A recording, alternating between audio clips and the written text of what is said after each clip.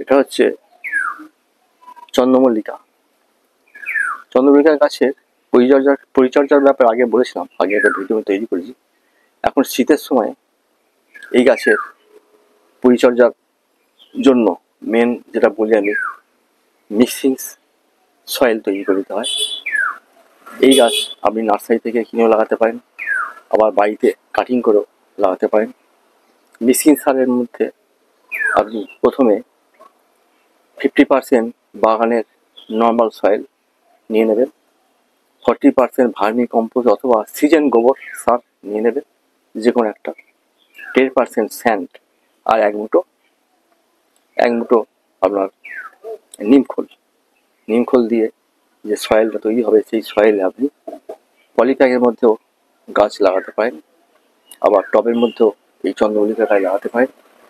আর এর মধ্যে একবার আমি পিঞ্চিং করেছিলাম, দেখুন ডগগুলো আমি কেটে দিয়েছিলাম, ডগের দুটো কচি পাতা কেটে দিয়েছিলাম, তার পাশ থেকে এইভাবে নতুন আবার গজি ফেলছে, ঝাড় হচ্ছে এবং গাছটা বুশি আকার হয়ে যাচ্ছে। এইভাবে আপনি চন্দ্রমল্লিকা পরিচর্যা করেন, এইভাবে সবুজ পাতায় ভরে যাবে। এইভাবে পিঞ্চিং আপনি 7 দিন 8 দিন পর যেসব এক্সট্রা ডগ পাশে বেরোচ্ছে সেগুলো একটু করে পিঞ্চিং করে দেবেন। এইভাবে পিঞ্চিং চলবে, তারপর ছেড়ে দিন। পিঞ্চিং করা ছেড়ে দিলে যে ডগগুলো পাশে বেরোচ্ছে সেটা গ্রোথ হবে, বেড়ে যাবে, আর প্রতিটা ডগের উপরে ফুলে ভরে যাবে।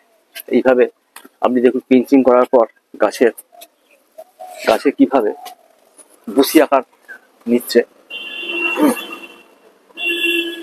যে ডগগুলো পাশে নতুন বেরিয়ে একটু বড় হবে সেটারও পিঞ্চিং করে দিন।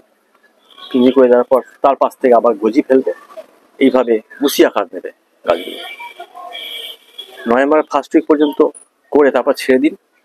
ছেড়ে দিলে তারপর নভেম্বরের লাস্ট উইক নাগাদ কুঁড়ি এসে যাবে। ডিসেম্বরে এর মধ্যে প্রচুর কুঁড়ি এসে যাবে, আর 25 ডিসেম্বর নাগাদ ফুল ফোটা শুরু হয়ে যাবে।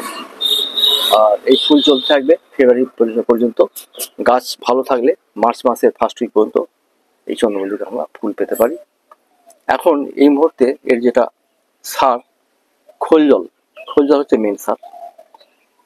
এখন যদি গাছের গ্রোথ আপনার এইভাবে থাকে, তাহলে আপনি 100 গ্রাম সর্ষে খোলের গুঁড়ো যদি 1 লিটার জলে গুলে রেখে দেন 3 দিন, চতুর্থ দিনে আপনি এই জলটা একটু কাঠি দিয়ে গুলে নিয়ে এটা ঘন আকারের একটা মিশ্রণ তৈরি হয়। এই ঘন মিশ্রণটা 1 কাপ তুলে নিন, তুলে 1 লিটার ফ্রেশ জলে আবার গুলে নিন। গুলে জলটা পাতলা হয়ে যাবে, সেই জলটা আপনি প্রতিটা গাছের গোড়ায় দিয়ে দিন। এইভাবে 15 দিন পর খোল জল দিলে এই গাছের গ্রোথ ভালো হবে, ফুল প্রচুর আসবে এবং ফুলের লাস্টিংটা বাড়বে।